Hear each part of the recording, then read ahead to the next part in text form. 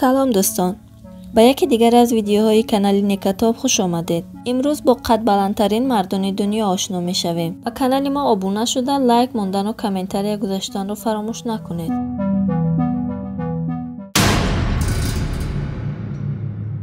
در وقت کرونا باید چیکار کنیم؟ در خانه نشینیم و به گیگین شخصی رعایت کنیم و اینچنین همراه با یک ایکس غالب شویم. فوتبال ها بر وقت دیگر گذرانیده شدند، اما کیبر سپورت ادامه دارد و برای در آن غالب شدنتان با پروموکد نکاتاپ در اولین پرداختتان شما میتوانید تا $100 تحفه گیرید و در صورتی که در زیر کامنتاری بوده در آمده همراه با بازی ویرتوالی غالب گردید. قدبلندترین مرد ماندرو.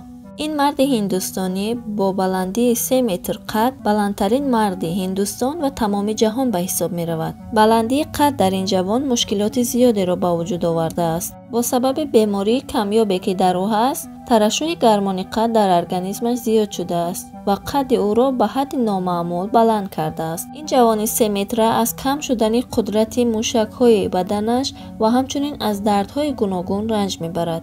او به دنبال دختری آرزوهای خود می‌گردد، می‌خواهد عاشق شده عائله برپا کند. به هر کس که پیشنهاد عائله دار شوی می‌دهد، خواهش او را رد می‌کند. او فکر می‌کند که دخترها از او می‌گریزند و همین فکر دوام دادن زندگی را برای او مشکل کرده است. او برای یافتن ماشین مناسب، سیر و گشت کردن در شهر و همچنین یافتن جای کار همیشه با مشکلی روبرو می‌شود. او میگوید که مردم نگاهی رحم به من دارند و وقتی مرا میبینند حیران میشوند و همین چیز مرا خیلی خسته کرده است.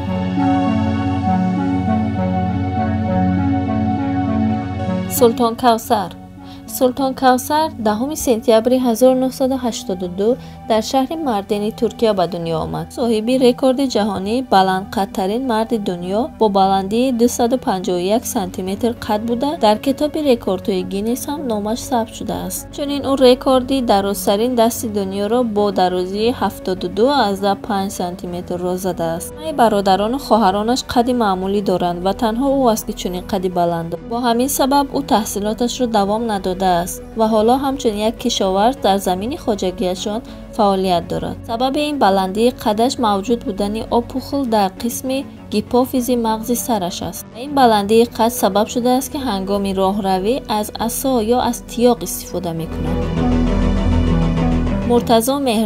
مرتضی مهرزاد سال تولدش 1982 در چالوس ایران زندگی میکند. شهرت او به خاطر قد بلندش است. قد او 246.4 سانتی متر بوده بلند قدترین مرد ایران شناخته می شود. رشد قد او از 16 سالگی سر شد. آن وقت 190 سانتی متر قد داشت.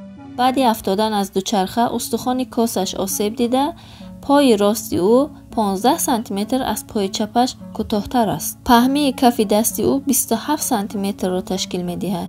سال 1994 به تیم والیبال نشسته ایران اعضا شده لیگ برتر آن به حساب می‌آید. سال 2016 در مسابقه‌های پارالمپیک مدال طلا را در این ساحه نصیب گشت.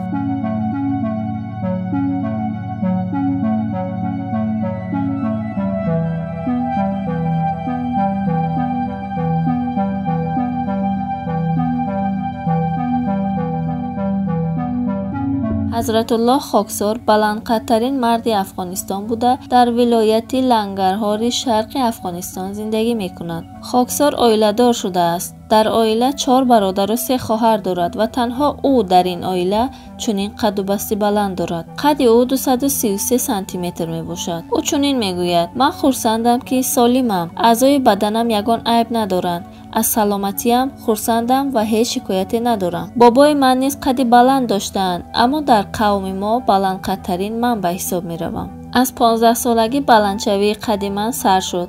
مردم با من مناسبت خوب دارند. هر وقت که مرا می بینند از قد و بستم به حیرت آمده می گویند ماشاءالله قد و بستی زیبایی داری. از او درباره کتاب رکوردهای گینس پرسیدیم. او گفت که از وجود داشتن چنین کتاب خبر ندارد. او میگوید که با سبب شرایط اقتصادی و وزنین زندگی در خانه آنها تلویزیون و تلفن‌های دستی وجود ندارد. اعجاز احمد پاکستانی بلند قدترین مرد پاکستان به حساب می رود. بلندی قدش 235 سانتی متر است. او تا حال نتوانسته همسری مناسب یابد و تا حال عائله‌دار نشده است. او میگوید که تا 10 سالگی قد و وزنش مناسب بود، اما بعد آن آهسته خودش فهمید که نسبت همسالانش فرق کرده ایستاده است. تشکر که ویدیوی ما را تماشا کردید. اگر به شما پسند آمده باشد آن را لایک گذاشته با دیگران به اشتراک گذارید. خیر دوستان.